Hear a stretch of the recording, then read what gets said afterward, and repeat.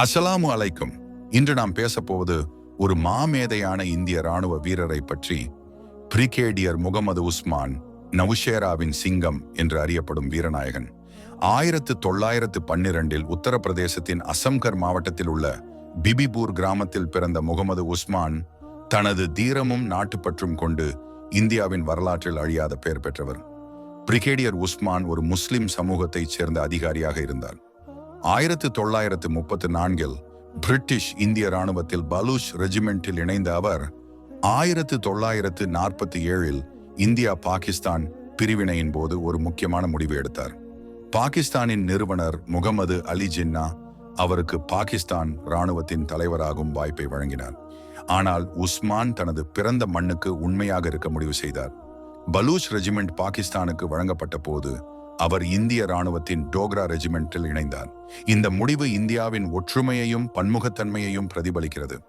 1947 நடந்த முதல் இந்தியா பாகிஸ்தான் போரில் ஜம்மு காஷ்மீரில் பாகிஸ்தான் ஆதரவுடன் தாக்குதல் நடத்திய பழங்குடி லஷ்கர்களுக்கு எதிராக உஸ்மான் 50வது பாராசூட் பிரிகேடை வழிநடத்தினார். 1947 டிசம்பரில் பாக் ராணுவம் ஜங்கரை கைப்பற்றிய போது உஸ்மான் அதை மீட்டெடுப்பதாக உறுதியளித்தார்.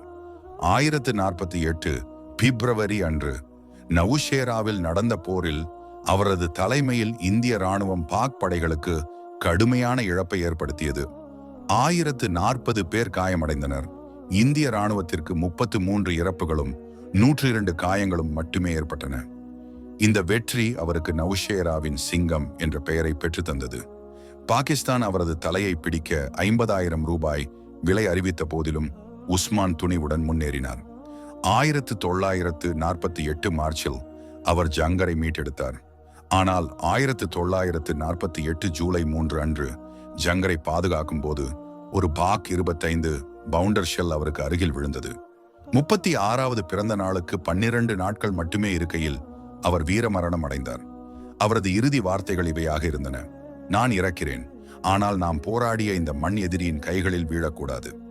இந்த தீரத்திற்காக அவருக்கு மரணத்திற்கு பின் மகாவீர் சக்ரா வழங்கப்பட்டது. பிரதமர் ஜவஹர்லால் நேரு உள்ளிட்டோர் அவரது இறுதிச் சடங்கில் கலந்து கொண்டனர். இன்றைய இந்தியா பாகிஸ்தான் பின்னணியில் பிரிகேடியர் உஸ்மானின் வாழ்க்கை ஒரு உத்வேகமாக உள்ளது. இந்தியாவும் பாகிஸ்தானும் இடையிலான உறவுகள், குறிப்பாக காஷ்மீர் விவகாரத்தில், இன்னும் சிக்கலாக உள்ளன.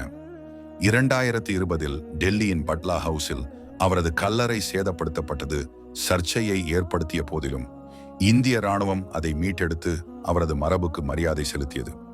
உஸ்மானின் முடிவு பாகிஸ்தானின் உயர்ந்த பதவியை நிராகரித்து இந்தியாவுக்காக உயிரை அர்ப்பணிக்க நமது பன்முக சமூகத்தின் வலிமையை நினைவூட்டுகிறது. பிரிகேடியர் முகமது உஸ்மான் ஒரு ராணுவ வீரர் மட்டுமல்ல, ஒற்றுமையின் மற்றும் தியாகத்தின் சின்னமாக இருந்தார். அவரது வாழ்க்கை நாட்டிற்காக நமது தனிப்பட்ட நலன்களை ஒதுக்கி வைப்பதன் முக்கியத்துவத்தை நமக்கு கற்பிக்கிறது.